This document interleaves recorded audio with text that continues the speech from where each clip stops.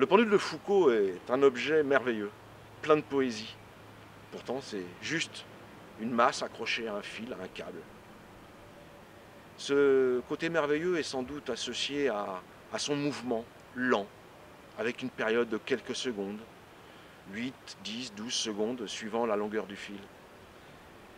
Mais c'est un objet merveilleux lorsqu'il est situé dans un écrin fantastique, comme celui du Panthéon, par exemple, ou bien celui du Musée des Arts et Métiers à Paris. Mais du point de vue scientifique, quel est l'intérêt de ce pendule de Foucault? Son intérêt, c'est de montrer expérimentalement l'effet de la rotation de la Terre sur elle-même. Donc un petit point d'histoire par rapport à cet intérêt scientifique. Quelques siècles avant Jésus-Christ, vers le IIIe siècle, deux théories s'affrontèrent. Entre celle d'Aristote et de Platon, qui considéraient un système cosmologique géocentrique, où la Terre était le centre de l'univers, autour de la Terre tournaient les différents astres. Et puis une autre hypothèse, celle d'Aristote, qui déjà émettait l'idée que la Terre tournait autour du Soleil. Donc on était dans le cadre d'un système héliocentrique. Et entre ces deux théories cosmologiques, d'Aristote et de Platon, qui l'emportèrent pour les siècles qui ont suivi, c'est-à-dire un système géocentrique. Il fallut attendre la Renaissance avec Copernic, qui remit au goût du jour le système héliocentrique. Dans ce système héliocentrique, la Terre tourne autour du Soleil et tourne autour d'elle-même. Donc il fallut attendre quelques 17 siècles avant que cette théorie reprenne le devant. Les travaux de Copernic ont été suivis par ceux de Kepler, avec les lois du mouvement des astres, et puis un peu plus tardivement encore Galilée. 1851, avec l'expérience de Léon Foucault, de l'installation d'un pendule au Panthéon, à Paris.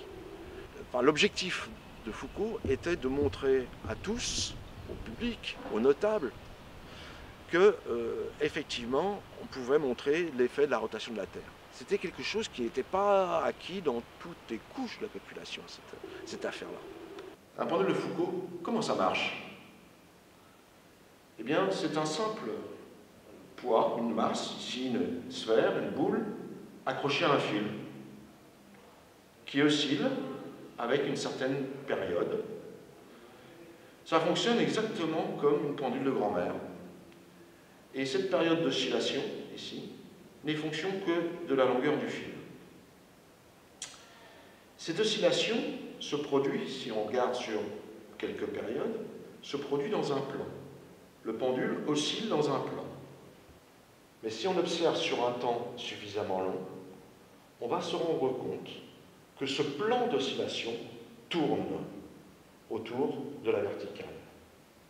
Cette rotation du plan d'oscillation est due à la rotation de la Terre.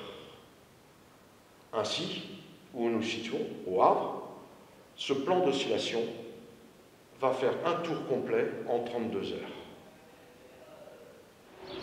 Nous allons réaliser un pendule de Foucault à l'Université du Havre. L'écrin, nous l'avons trouvé. C'est l'atrium de la bibliothèque, magnifique par ses courbes. Dans ce projet, il y a plusieurs caractéristiques. La première qui est la longueur du pendule, qui fera une vingtaine de mètres, qui le place juste après celui du Panthéon, 67 mètres, mais avant celui des Arts et Métiers, qui fait 18 mètres. Ce pendule aura aussi une caractéristique essentielle, qui est qu'il sera instrumenté pour des objectifs pédagogiques. Nous voulons ensuite associer toutes les compétences présentes au sein de l'université, dans les laboratoires, dans les composantes et dans les services communs. Ce pendule verra le jour en 2017. Pourquoi 2017? Parce que nous fêterons à ce moment-là les 500 ans de la ville du Havre, qui a été créée par François Ier. Et rappelons que François Ier, c'est 1500 et quelques, c'est l'époque où Copernic a remis au goût du jour les théories héliocentriques.